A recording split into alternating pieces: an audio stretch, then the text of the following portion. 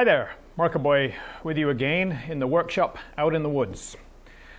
I'm getting a little tired at the moment of all the seemingly perpetual construction jobs that there are around here, including maintenance and repair. So today I decided to have a little fun.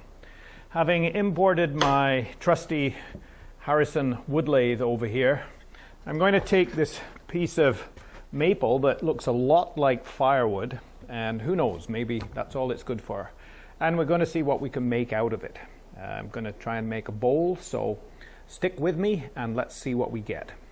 I would like to make a shout out to all my loyal subscribers. I'd like to thank you for subscribing. I'd like to thank you for commenting, and I look forward to all of your questions and comments. If you're not a subscriber, please subscribe to my channel. There's a lot more where this came from.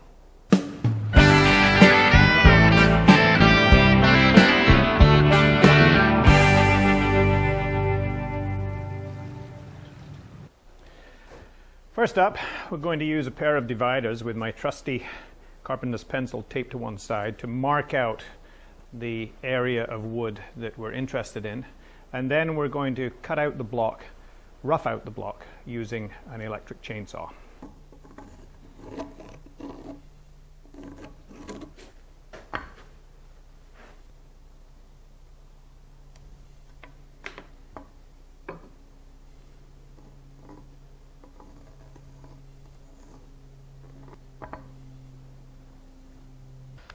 Now we have the block clamped to the wood. I've repositioned my area of interest here due to the presence of some previously unnoticed splits in the wood. I'm trying to get the best combination of avoiding the splits and the best figure that I can see in the wood at the moment. So we're clamped down, ready to go with the chainsaw to trim the disc. Bandsaw works just as well, but I don't have one here. So you may notice that even though I'm out in the woods and I'm completely off grid, I do allow myself the luxury of an electric generator. There, that's the bowl blank, roughed out. There are some areas of concern. This not being the very best part of the log. I've got a little split here that I think I can accommodate. I've got a rather bigger split here that I'm hoping I can accommodate. And before we start turning, I need to screw this ring to the face of the bowl here. This acts like a faceplate when it's clamped by my fancy new Nova chuck. Just be careful to align the disc in my previously scribed circle.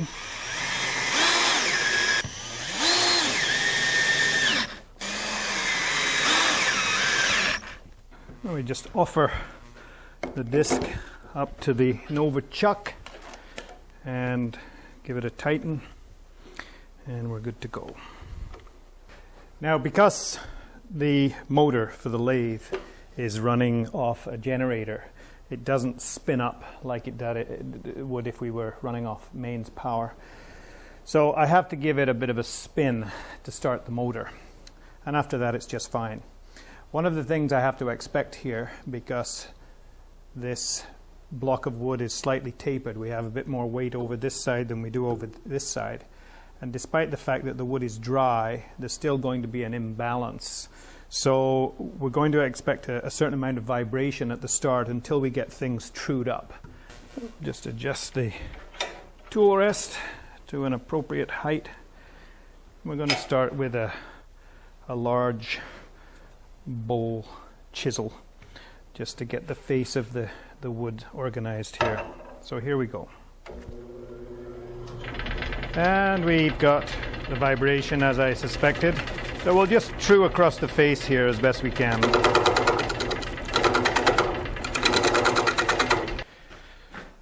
So already we've got the face roughly trued up, as you can see with the gauge against the front there.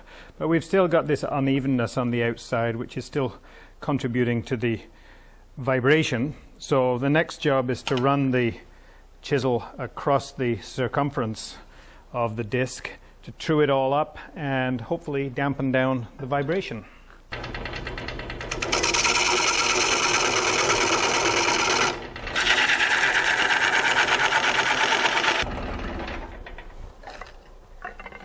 we haven't eliminated the vibration altogether because I suspect some of the wood on one side is denser than the wood on the other. We've got hardwood and softwood to deal with here. There's a crack right in here that is probably going to cause me problems later on, but we'll keep trying. A little bit of spalting there, which should add to the interest. Very rough on the outside at the moment, so the next job is to go about smoothing all that up and watch the bowl take its shape. So I have an idea of what kind of a shape that I would like the bowl to be, but you never know. You never know what's inside there. I don't think we're going to hit any knots, but if we hit some severe checking or some other part of the wood that is below par, then we might have to modify our original idea. First, I'm going to smooth off the very center as best I can in preparation for chucking further down the line.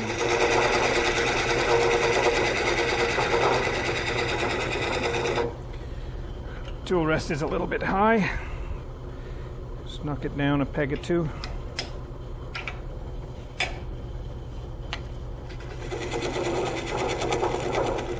Still more vibration than I would like, but not as bad as it could be.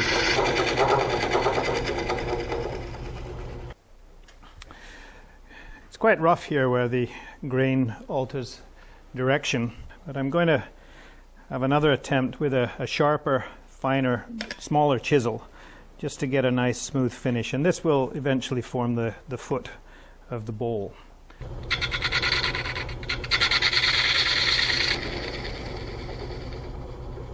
Feels a little bit better.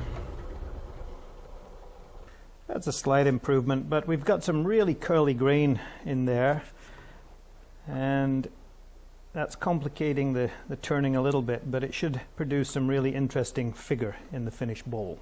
Using my dividers again, I need to scribe a circle on the eventual bottom of the bowl that is 2 1/4 inches in diameter, so I can prepare for the chucking later on.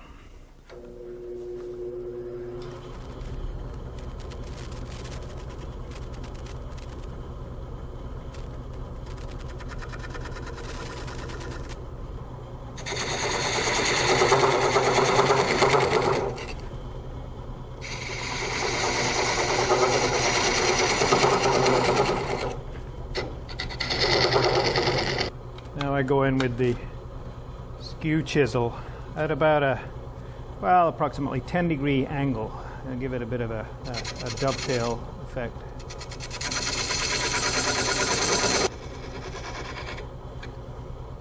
And that should be enough for the chuck to grab onto.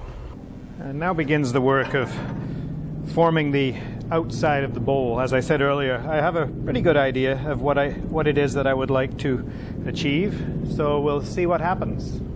So this will be a little bit rough and ready at the start, but we'll see how it goes. I have to allow a fair amount of width here for the foot of the bowl in order to accommodate any expansion of the chuck. We don't want the foot of the bowl to split when we tighten up the chuck.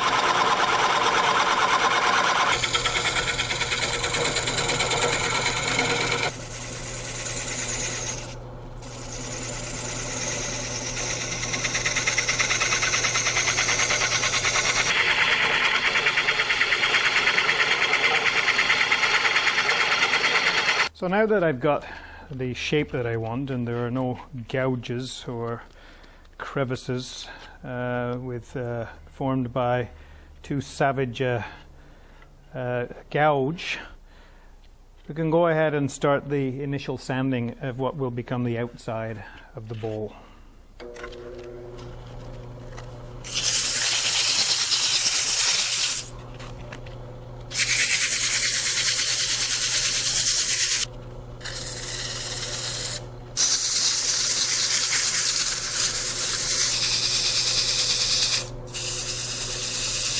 Actually doesn't look too bad.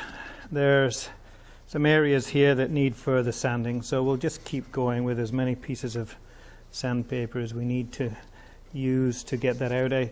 If I was a more skilled turner, my chisel work would be better, but it's always difficult with bastard grain, in this case better known as curly grain, because the grain goes backwards and forwards, backwards and forwards. Come from an 80 grit sandpaper down to a 120 grit now, just to refine take off any of the major scratches, and we'll leave it at that for now until the final finishing, which I can get from the back side around here.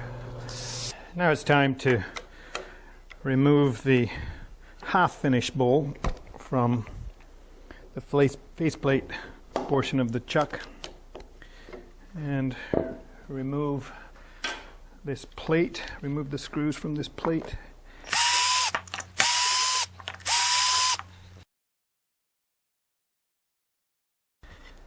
Using the recessed V-groove that we cut earlier, mounting it on the Nova chuck.